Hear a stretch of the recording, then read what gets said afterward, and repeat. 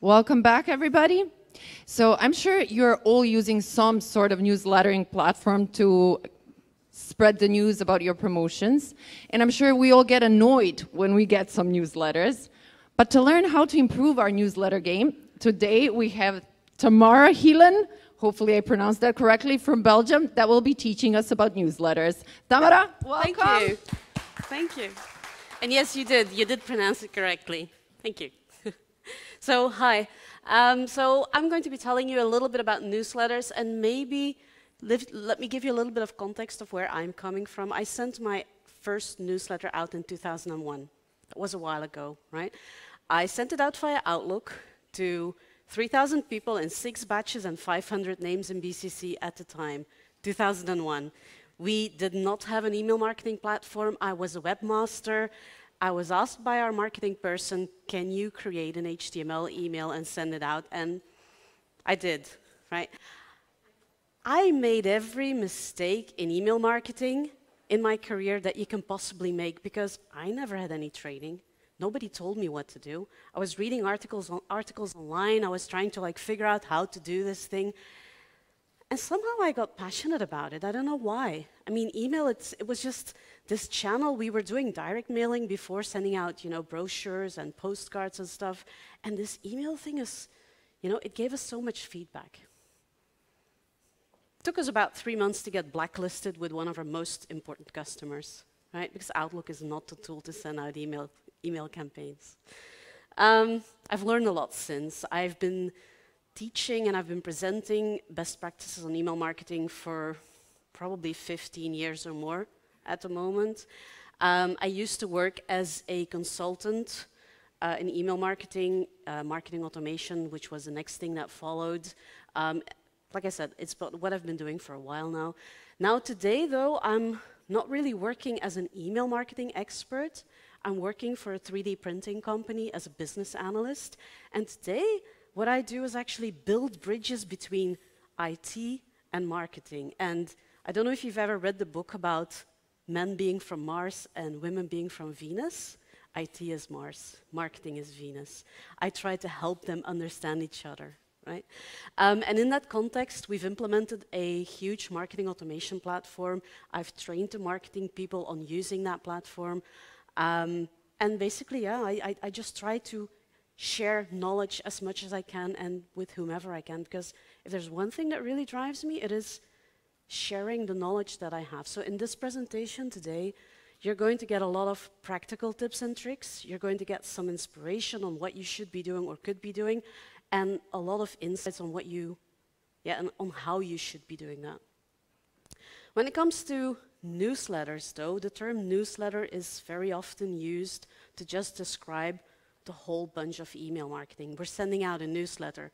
Could be that you're not even sending out a newsletter that day, but you're sending out a dedicated email, because a newsletter is typically a type of email that has more content items in it. But what's in the name? We use email marketing and newsletters a little bit, to mean one thing or the other. But in any case, I'm going to be talking about email marketing today, of which newsletters is also a part, right? Maybe to set the scene a little bit, email marketing in 2023, do you think it still works?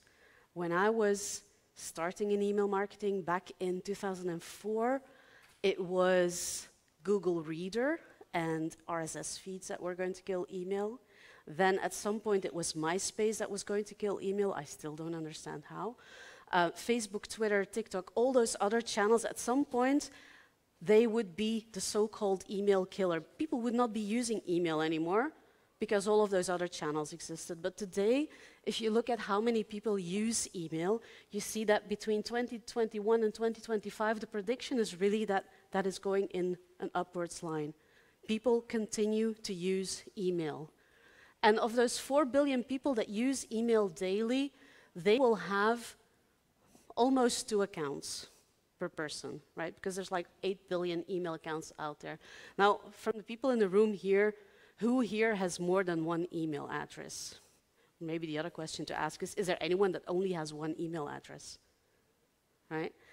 You have typically at least 2, personal email address, work email address, probably also I don't know, a Yahoo, a Hotmail, a Gmail account that you use for other types of purposes. For me, for example, I use my personal email address, my primary personal email address, because I have multiple, to subscribe to anything that has to do with what interests me most. Those emails that I really want to see pop up in my inbox and I want to see them when they come in, that's what I use my primary email address for. In my personal context, that's anything that has to do with motorcycles. I'm a big motorcycle fan, right? In a professional context, that's anything that has to do with Salesforce and Pardot, because that's the marketing platform that we're working with. In a secondary position, I have another email account that whenever I sign up to promotions from, I don't know, online shops or something that I just want to keep track of but not really be annoyed about in my primary email box, yeah, that's what I use my secondary email box for. So whenever you decide to sign up for something, in your head or in the back of your mind, not really consciously, in the back of your mind, you're going to pick one or the other email address to sign up with, right? Depending on the perceived value that you're going to get out of that newsletter and on the context. Another statistic, almost 350 billion emails are sent every day, sent and received. I had to do the math here to see how many that were per second. 4 million emails are being sent and received every second. What's the percentage, do you think, of all the emails being sent and received is actual spam? Should be in the spam folder. Which? 90, yeah. It's a very high number. It used to be 97, 98. The latest numbers I've seen is actually a bit less than that, but it's always within that range. It's a high number of emails that are just really spam, right? So it's very difficult to stand out, and that's what we're going to be talking about today. Another statistic for you. The revenue worldwide generated by email in 2023 is predicted to be 10 billion. And rising. I think all the stats that we've seen here, everything seems to be rising. So something must still work in terms of email marketing, right? Also, another statistics, and then I'll almost stop with the statistics. If you look at the ROI that you can gain through online marketing channels, email and SEO are usually all the way on the top. Why? It's probably a cheaper channel to use. You don't have to pay for Google Ads and stuff like that. So email and SEO are usually both on the top, delivering good ROI.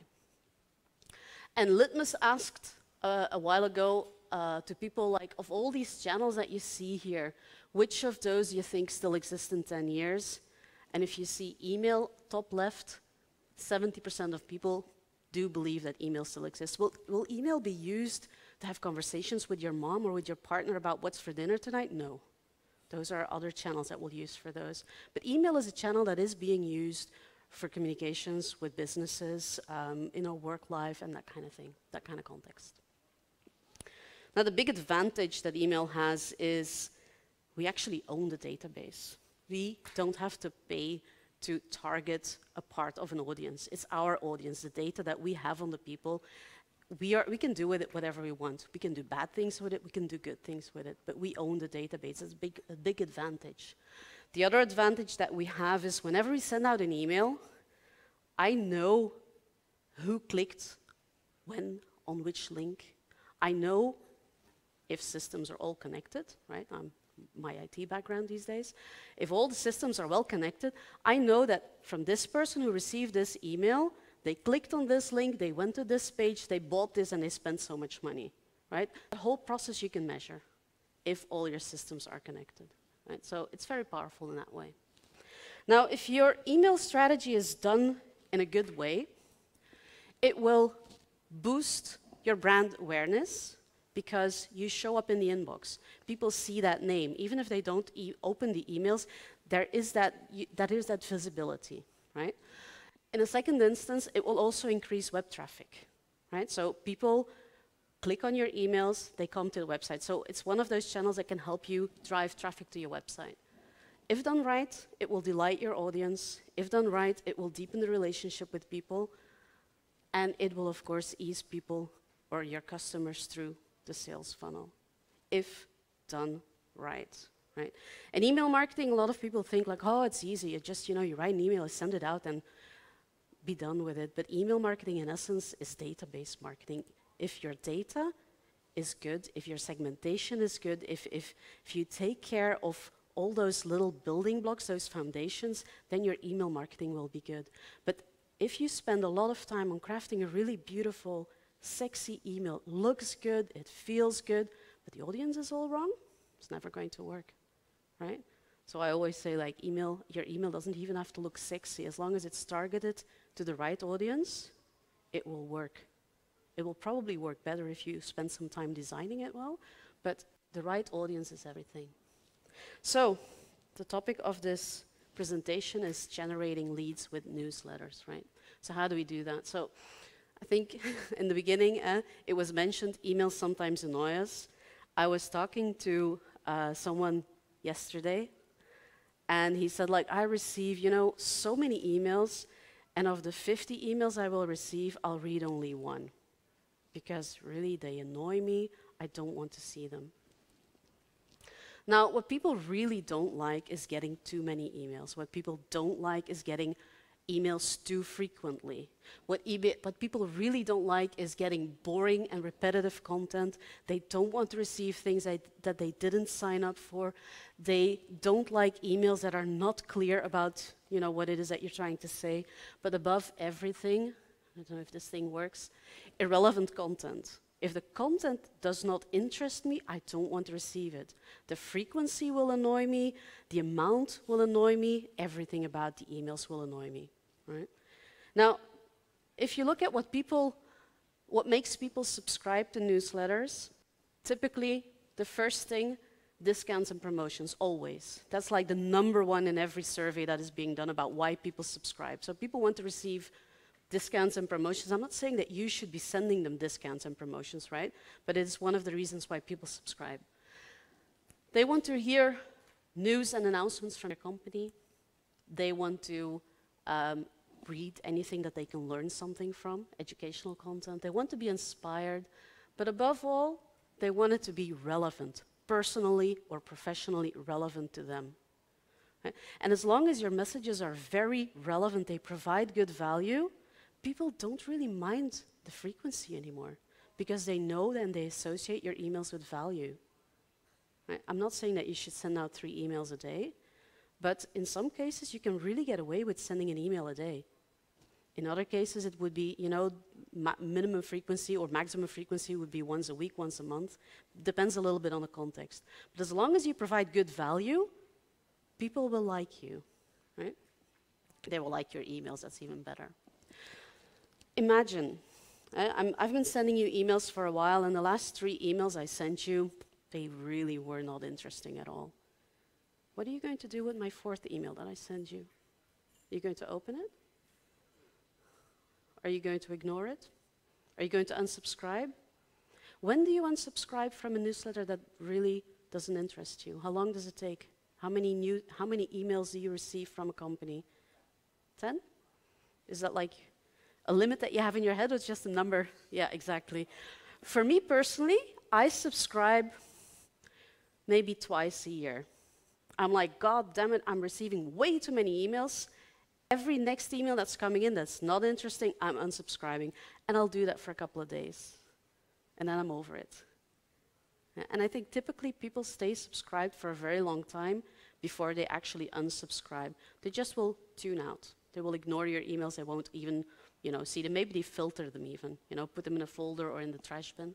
So keep that in mind, because every single email that you send builds some sort of a reputation in their heads. And if that reputation is not good, if that reputation that you're building is, Tamara is sending boring, uninteresting emails, that's not going to go away. That reputation will stay there. So, what I just said, provide meaningful content that adds value to your readers is tip or step #1. It's not easy to do that, because to do this, it means you need to know the people that you're emailing. You need to have data on those people. You need to be collecting information on those people. So how do you do that? The next 3 slides are really not email marketing or singly email marketing focused. This is really more about content strategy, right? First thing you need to do is really know who the audience is. Who are these people that you're targeting? What do they care about? What keeps them awake at night? What are their objectives? What are, just anything, that you can find out about these people. And how do you find out that information? You do your research. You do your research in your statistics. You talk to your sales and your support people. You talk to actual customers, Try to get a good picture of who these people are and what they care about, and then try to figure out what is the journey that they're taking from the moment that they're thinking about booking a trip to the actual moment they book and maybe come back afterwards. What are all the different steps that they take? What are the touch points? And then you link back to email and you think like, okay, so where along that journey should I use email to push them to the next step in that journey, right? And I have a little story about that later on in the presentation to give you a bit of inspiration there. But let's say you've got your strategy right, you know what you want to be talking about, you know when and where you will be using email marketing. How will you then get their attention? Because standing out in the inbox is difficult. 4 million emails, sending and receiving every single second. It's a lot of emails. We all receive, I don't know, up to 100, maybe 200 emails a day. There's a lot coming in. How do you stand out? Well, don't send everything to everybody in the first place, right? Okay, that's easy enough. And we just single out a small segment of our database and we send out a newsletter. I remember back in the day when I was working for eBay, they told me that I should not send out a dedicated email to an audience smaller than 50,000 users. And I was like, you live in the US, but I live in Belgium. Belgium's small. An audience of 50,000 is huge, right? And we were talking consumers back then. If you look at a B2B audience, in a country like mine, Belgium, a B2B audience could be a database of, I don't know, 3,000 people, 10,000 people, potentially 20,000, but that's already considered to be a big database. So if I'm going to be segmenting that database and not send everything to everybody, I potentially could be sending an email to, I don't know, a couple of hundred people. Is it still worthwhile, right? That's always something that you need to think about. So you try to provide value as much as possible. You try not to send everything to everybody, right? But at some point, you also have to be a little bit realistic of what you can do in that department. I'm just saying that we can discuss later about that if you want, what the struggles are with that. But try not to send everything to everybody. Because in the end, when people receive your email, this is the question that's in their heads. And why should I read this now and not do anything else with my time, right? And things they'll think about is like, who are you and what do you want from me? What's in it for me if I spend my valuable time reading this email? And why should I read it now? No? Let's get a little bit more practical. This is what I see in my inbox. There's 3 elements on this. There's the sender name, the first couple of words of a subject line, and then there's the pre-header. Which of these 3 elements is the most important in deciding whether you will open or not open an email? Who says sender name? Raise your hands. 1 person. Who says subject line is the most important element to decide that? Who says the pre-header? Who has no clue? Some of you. That's fine, that's fine. Have you ever noticed yourself deleting an email only based on the person who sent it, the name of the sender? The most important element in that envelope, if you want to call it, is basically that sender name. Because based on who you are in that inbox, people will decide whether they will open or not. And if they're not sure about it, then they'll also look at the subject line. But I'm pretty sure that you have received emails or newsletters in the past where only based on the name of the sender you have opened them because you know the content will be interesting and good. Right? And the other as well. You've deleted them as well. But sender name is one of the most important things. So very practically, what do you put in the sender name? It's all about trust and the do I know you? So maybe one thing before we get into what you put in the sender name, if you send out a lot of emails like this company here does, this is a Belgian chain of supermarkets actually, but you can apply this to any company. All of these emails come from the same company. But you can see, hopefully, that there are different sender names in there. It basically helps you look like you're not sending that frequently. It also helps the person receiving the email figure out what the email is about. They may want to read this one, but not the other one, right? So if you're sending different types of emails, you may want to consider sending some maybe with the company name as a sender. You know, a company name is something that is used most commonly, and there's immediate brand recognition. They know immediately where you're from. For other types of emails, maybe you want to do something like this, first name and then company name, right? It makes it a little bit more personal. It's very popular in B2B. I've seen it used in B2C multiple times as well, right? So that's a different approach. There's two more. This one could maybe be a bit too informal for you. The next one maybe also putting a full name in the sender name. Whenever I see an email in my inbox that has a person's name, it will definitely trigger me to look at the subject line because it could be a personal email that, sent right to me. It is something that you could get away with when people know the name.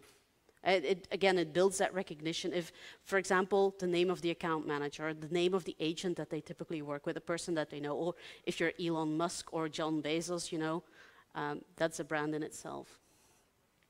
And then there's a fourth type of sender names, which are typically used for service type emails, for transactional emails. Again, it shows immediately, you see from the examples, where the email came from and what it is about.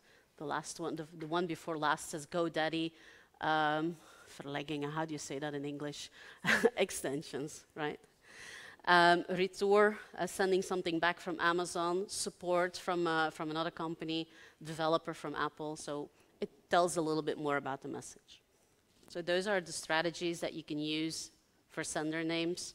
Then your subject line is going to be the single most read line of copy in that email campaign. And very often when I give courses and I ask people how much time do you actually spend writing a subject line, they will tell me like, last 5 minutes before I send out the email campaign. Who does that? Right? Maybe you want to think a little bit longer about what you're going to put in that subject line, because people actually, if it's the only thing that people read, what message do you want them to take from there? So again, let's get a bit practical. I have 7 ways to write a subject line. There's probably more, but these are the 7 that I typically always, fall back on. First one, ask a question. And I typically try to stay away from yes or no questions. Ask a question in such a way that it suggests that the answer is going to be in the email, that they can learn something from it, right? That's the first one that you could try for the next email campaign that you will send out. The second one would be anything around numbers and lists is also something that triggers people. And with numbers, don't write them out, but just write them as numbers. And 10 is less believable than 11. Somehow. 7 tips are more trustworthy than 10 tips. Don't know why. Psychology, not my major, but it's something to keep in mind. Okay, so if these 2 don't work, maybe I can try to just be very specific. In this case, it says Raceland card will be open throughout the Easter holidays from 2 to 10. If nobody opens this email, they will still get the main message of it. In some cases, that's all you want. Right? Just get a message across to people. It could be very personalized. When I finished watching Outlander on Netflix, anyone seen Outlander? Oh, you should. Definitely. The ladies, definitely. You should. Trust me. So I got an email from Netflix saying, like, what should you watch after Outlander? So the name Outlander stood out to me because I just finished watching it. Right? Scarcity. Playing into the fear of missing out. It's another way to write a subject line. In this case, Tamara, this is so you, and only 200 were made. I need to see what this is, right? Urgency. There's only 2 days left to get a discount on something. Again, playing into that fear of missing out. And then the last one is a little bit similar to the first one. A how-to always triggers people because it suggests that there is something in the email that they can learn, right? So if you're thinking about writing a subject line for your next campaign, what I always tell people is try each of these 7 ways. Some will work better than others, right? But you'll get a feel for that. And you can even do an A/B test if you come up with some variations. Maybe even play a game with your colleague and go a bit back and forth on the ideas and get the inspiration going. These 7 ways to write a subject line, you can employ them to write headlines for maybe even ads or something like that. You can employ them to, to write your pre-headers or your titles in your email. So give them a little bit of thought and exercise on that, but just spend a bit more than 5 minutes on that subject line, because it truly is an important one. Then that third line that you see here is what we call the pre-header or the snippet. It goes by many names, but in essence, it's just that actually it's the first line of text of your email, right? And there you have a couple more words that you can use to emphasize why people should open your email. So you play on what is in the subject line, you extend it a little bit, maybe you put something else forward that people should see, right? Anything that helps open the email. Okay. What else? I turned 50 6 weeks ago, and 10 years ago, I was this guy, right? Looking and squinting at my computer, trying to read. Today, I still receive, luckily I have good glasses now, right? But I still keep receiving emails with a font size that big. Well, it's actually pretty big, but you know what I mean, right? So a font size of 10, 12 pixel points is really too small. Font sizes in your email campaigns, 15, 16 points at minimum. Titles, 24 points, 28 points, huge. Make them stand out, right? So make your copy easy to read. And keep in mind that people do not read on a screen. They will look around in the content to see what stands out. Titles, words that are in bold, bulleted lists, call to actions, images, anything that is either, that's standing out. So make sure that when you look at your email and you look only at those titles and those things in bold and links that are underlined, what story does that tell, right? Am I using the right emphasis to tell a story? Because I know people will only read an email when they're highly motivated or it's important information. When I got an email about the conference and the practical details about it, of course I read it because I needed to know everything, to get here and to prepare for my presentation. If you're sending me just, a reminder for an event that you're organizing that I'm only half interested in, or maybe not even half, I'm just going to quickly scan. 3 seconds, Is this something for me? No, I'm out. If it is 3 seconds, right? Doesn't mean that people won't spend more time reading the email, but it has to be important enough for them. The next tip that I want to give you is keep it short and keep it simple. Don't use difficult language. Don't use complex sentences. Don't use industry jargon. Don't say things twice. Be clear the first time. Just, make it simple. Because in the end, what your email needs to do is get me from A to B, and as fast as possible. A is my inbox, B is the landing page or the page behind, the click. Because that's what you want your email to do. You want to grab people and bring them somewhere. The email itself will not make the conversion. The email needs to convert to a click. That also means that you should not put all your content in the email. You need to keep something to make them want to click, because that click in itself also tells you that there is a certain interest that you can do something with. In terms of design, the trend these days is just, minimalistic. Not too much information in there. Works really well on mobile as well. Lots of people read emails on mobile devices these days. They don't want to, scroll and scroll and scroll. So keep it light, lots of white space, minimalistic. I think that's a no-brainer these days, but when you make a design for email, you need to keep mobile first of mind, right? If it works on a mobile device, it will work on a desktop. And the second very important thing these days is a lot of people read emails in dark mode. Have you checked what your email campaigns look like on dark mode? Right? Is it a logo on in a white square on a black background? Maybe you want to change that. Right?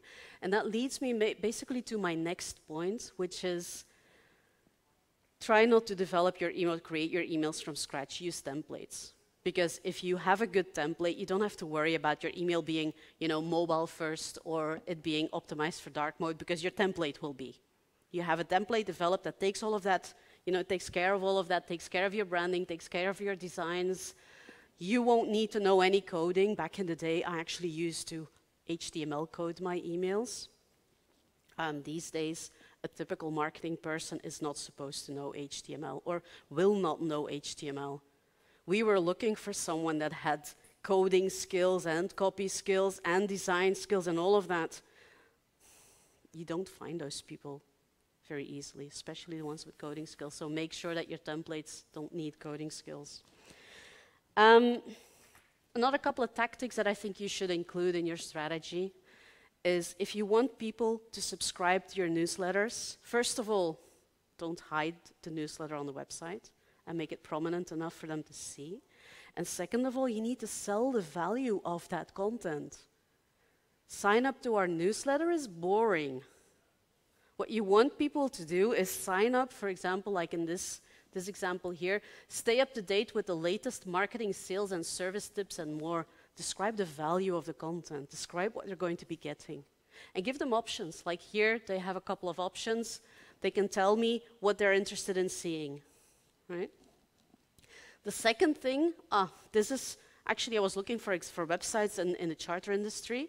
Don't know if anyone recognizes this, but this is actually a newsletter subscription page. They're asking me for my title, my first name, my last name, my email address.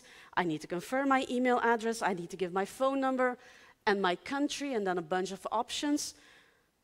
All that for a newsletter subscription? The more fields you're going to put in that form, the higher the chance people are going to run away. You probably only need that email address. And you can confirm the email address by sending a confirmation email, and if you see that it bounces, it wasn't correct, right? You can get the country, or you can get maybe even the options in the second email that you send them. Let me show you with the next tip. So I signed up last week, almost a week ago, to I think about 10 newsletters on both charter websites. I received only from 2 of those companies a welcome email. This one was the first one, and it just basically says, thank you for joining the mailing list. We look forward to keeping you updated on all our sales, charter, blah, blah, blah. And don't hesitate to contact us. And then email addresses and phone numbers. The other example I got was this one, where there's a little bit more information. Now, I have issues with both of them. But if you're choosing any of these 2, I would personally go with this version, because here what's happening is loud and clear, they're saying, hey, we're glad you're here. This is what you're going to be receiving, and here is other content to continue your journey. That's what I want you to do. When people subscribe to your newsletter, immediately afterwards, they should receive a welcome email that gives them, more content options to consume, more places to go on your website. If they click here, I think there's like one link is about buying and the other one is about chartering. If they click on buying, you already know that they're interested in buying. You can follow that click up with more interesting information or more deals, right? So I think the next tip here is follow up that click. When someone clicks in an email, do something with that. If they are customers and you recognize them, if your systems, can recognize all of that information, you maybe even already have a phone number of that person. They click the link to buy a boat. That should be a trigger for a salesperson to get on the phone if they have the phone number. If not, that should trigger an email that pushes them to content where they will leave their phone number behind. A contact form or whatever, or just, a clear call to action. Contact us if you want some help. Right? So follow up with that click. It tells you a lot about, their intentions. And I can't talk about email marketing and newsletters without mentioning automation, because in essence, when you send out a weekly or a monthly newsletter, you're going to be spending time creating content and sending out that email every week or every month. But automated messages, you create the content once and just it sends it out, it sends itself out automatically based on certain triggers, right? Let me guide you through an example in the travel industry that shows you what the power of automated messages could be. First of all, here's Simon, and Simon wants to surprise his wife. He's going on the internet and he's searching. In this case, he wants to book a Christmas holiday in Scotland and he's interested in cottages. So he types that search into Google and he ends up surfing the internet, right? And like I did last week, he signs up to a couple of newsletters just to stay up to date. And then his wife calls and says, hey, I need your help in the kitchen, right? So he stops his search, forgets a little bit about it. But next time he comes back to his inbox, there's a welcome email waiting for him. And that welcome email triggers that thought of, I need to book a holiday for my wife. I want to surprise her. So he goes back, he clicks on a link, he goes back and, he starts browsing the site, looks for certain things that interest him, adds them to the wish list, and then the doorbell rings. It's a football game. He's distracted again. He's doing something else. So time passes, and at one point, he receives an email that says, like, we noticed you recently visited our website and started to look for a holiday. Is there anything we can help with to book your next short break? It's just a very low-key email. It's not very pushy or anything. It's just saying, like, hey, we noticed you were doing something. Maybe we can help. He remembers that he needs to go back, so that's what he does. Goes back, surfs the website, chooses, a place that he wants to rent, and the phone rings. The boss calls, there's something urgent he needs to do. So again, he goes away from the whole process of booking this thing. That's what we call an abandoned shopping cart, right? So he starts the checkout process, but he stops without paying. That triggers another email. This email in this case says, like, hey, this is the property that you were booking. Maybe you want to continue your booking, right? And he does. He follows up on the email. He books the holiday. And then he receives a confirmation email. Thank you for booking with us. We have a couple of other things that you may enjoy while you're, in this place. And, it could be booking dinner, doing excursions. In this case, I chose that he would do a lovely spa day with his wife. Something else to keep her happy. Happy wife, happy life, right? Yeah. Okay, a bit of time passes. We're 1 week before the Christmas holiday is supposed to start. He receives an email that reminds him, of just the logistical details, some practical things about when he should arrive and stuff like that, and also maybe some tips and tricks, things to think about, what to pack, what kind of things he could be doing when he's out there. Just again, a simple service message that tells him, your trip is coming up, and here is everything that you need to know about it. So he goes on his trip. Everything is, going really nice. He comes back home, and he receives another email. This time, thank you for staying with us. And we heard in one of the previous presentations, reviews are really powerful, testimonials, so let's ask him for a review. So in this case, a review is being asked, and that's it. Throughout the year, he continues to receive newsletters from this company, right? And when the time comes next year to book another holiday, this is and they live happily ever after story, so he books again with the same company, right? So what you see here is actually 8 different types of emails that are being sent throughout this journey, right? A welcome email that welcomes people, that sets the scene, tells them what they're going to be receiving, that gives them options to continue their journey further, right? A browse abandonment email, so they've been on the website, and you follow up with an email. And all of these things, especially the browse abandonment email, you don't want to do that every time they visit your website because you'll annoy people. So you'll need to figure out which pages and how long the session and stuff like that was. So figure out the right triggers, and maybe not send it out every time, but only every 3rd visit or something like that. So do some testing there, right? You don't want to annoy people either. Abandoned shopping cart emails, definitely. If you have an e-commerce site, you need this email. You need an email or maybe even a string of emails to remind people to come back, to remind them about that booking, right? Maybe one thing in between. A lot of the things that I'm saying, I sometimes get the reaction, I really hate it when they do that. But you are not the audience, first of all. And second, I don't really care what you think and if you like it or not. If you tested it and you notice that your audience really finds it annoying and it doesn't improve the booking process, then definitely don't do it. But test it to see if it actually works or not, right?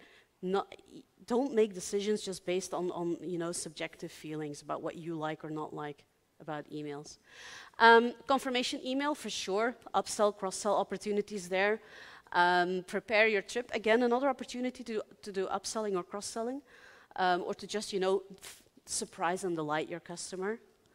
The follow-up email, asking them for the review. Those 6 emails are all emails that you can just, you know, automate. You create them once and then they run and you don't have to, of course you have to look at the results and optimize them, but you know, you can spend time on other things. The regular newsletters, of course, that's something that you'll do on a regular basis, not automated. And then this one here, or even your regular newsletters, to be honest, they can be automated as well, in a sense that the content in those emails, you can pull them in, you can pull that in also automated. So maybe you just write one topic in the email and then the promotions and the deals, for example, are just being pulled in automatically based on someone's profile, based on the data that you have about these people. And then the last one wasn't really in the example, but I can very much imagine that I booked my trip last year in October. In September, I'm getting an email that reminds me about, you know, the next holiday period coming up. They know what kind of cottage that I bought this time. They know what price range that was in and all that information they have. So why not shoot a dedicated email out to that person who stayed with you last year to remind them, you know, of the experience they had. And maybe don't send that email if they gave you a bad review. So you can have some triggers there again as well, that you can automate the hell out of those things. So that for me, these emails, you won't send out thousands of those a day. You'll send out probably hundreds of those a day or tens of those a day, but they're automated, so it doesn't really matter. And typically, they're high value, high ROI because they're very timely. They're related to something that what people were doing, so they're highly relevant as well. That's it. I hope you learned something. I hope I inspired you. Thank you. Are there any questions? Yeah? Can we get a microphone over here?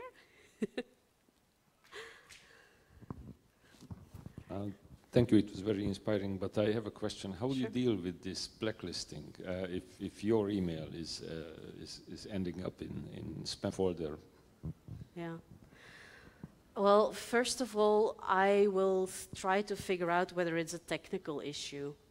Because when you send out email campaigns from a certain email provider and you don't have, in your DNS settings of your domain name, you don't allow or authenticate that sender to send emails out in your behalf. I'm trying not to get very technical, but we're talking about SPF records, DKIM records, and that kind of thing. First of all, I look at that to see if that is set up. Then I have always used a site called senderscore.org, where I just look up the IP address of the emails that I'm sending out to see, like, is that blacklisted anywhere? And indeed, if you're blacklisted, then you need special help. If the IP addresses are blacklisted, then it's a very good idea to talk to a deliverability specialist to help you resolve that. I have in the past moved away from an email provider just because I was blacklisted on their IP addresses. Typically, you either send out emails from a dedicated IP address or a shared IP address. Like if you use MailChimp, for example, there's hundreds or if not thousands or millions of people sending out from the same IP addresses. You don't really have any control over the reputation of that IP address. And the reputation of an IP address, if it's bad, it means too many unsubscribes, too many bounces, too many spam complaints and stuff like that. If you move to another provider, that problem will go away. But if you have your own dedicated IP address because you're sending out a lot of emails and you have a very expensive tool or whatever, it's your strategy basically that is putting you in the blacklist. It means too many people have blacklisted or have reported your emails as spam, and you really need to look at your strategy. You've been sending too many emails to people that don't care about them. Does that help? Good. Can you please the name of the website you use to check senderscore.org. Yeah, there's dnsstuff.com also does that. There's another one I'm trying to remember now. Don't remember it by heart. Send me an email or send me a message on LinkedIn, and I'll send you a list of those tools. There's many tools that you can use to look that up. Great. Any other questions? Yeah. Wait. Regarding the automation. Yeah. All these emails that we discussed, do you suggest any tools? For example, MailChimp can do all this automation? It will really depend often on what other systems that you're using. There's a lot of tools that can do this, right? MailChimp will probably be able to do some stuff, but if you want to send out, in my company right now, we're talking about sending an abandoned shopping cart email. We have Pardot as our email marketing or marketing automation platform, so technically it could do that. But our web shop, to connect that to Pardot, that connection is not there yet. That needs development, right? If we want to pull in content from the shopping basket into that email that we send out, again, there's another connection that we need to make. So typically those things involve IT. They're typically IT projects that can take some time to set up. So like I said, it depends on your setup. But yes, MailChimp can send out automated campaigns. There's so many tools out there. Yeah. Active Campaign. I mean, Pardot is a Salesforce thing. It's a little bit more expensive, just a little. But basically, any email marketing tool these days will be able to do some sort of an automation, because they're all calling themselves marketing automation tools these days, right? So you need to look at what your needs are, which data points, databases, whatever you need to connect with each other to be able to do the automation, because automations is always, first of all, you don't really think about what the content's going to be, but you think about how am I going to have my email tool receive the data that it needs to trigger that email. That's usually the hardest part. Yeah. Can we do another question? Yeah? Okay. Thank you, Tamara. You're welcome. I actually have two questions. Sure. One is related to the systems. Like, what do you suggest that a company does to figure out what the needs are, what our needs are? Go to an expert to work with it, because every company has a different. Are you sending out emails already? Very little. Yeah. Very carefully. Yeah. And not automated. So step number one is get familiar with email marketing. Right. Use a cheaper tool to just No, we're get using started. MailChimp. Yeah, and we're exactly. quite familiar with it. Yeah. It's Company just I'm working for started out with MailChimp, and they started using Zapier to connect MailChimp to other backend systems to be able to receive those triggers. So MailChimp can already get you a long way. It does. But then maybe your CRM system, there's no connector for MailChimp to do that. Okay, we have to stop now. So you have to, so you have to look for a tool that maybe has a direct connection to that. Right. My other question, maybe after this in the foyer, if there are any agents in the room, it would be very nice for us to learn what they think about mailings. Do they want them? What kind of mailings they want? So the guy I was talking to yesterday. We will go there. So that can be one of the topics that you can. Excellent. Great. Excellent idea. Thank you. Great. I think everybody is interested in your email if you make it valuable to them. So if you're marketing to agents, you need to get into the head of the agent. You need to understand what's making them tick. What are the issues that they're dealing with on a daily basis? Try to provide value. That's basically what it comes down to. So if The guy I was talking to yesterday, he was like, I'm an agent. I really do not want to receive emails. I get way too many, because they're not valuable to them.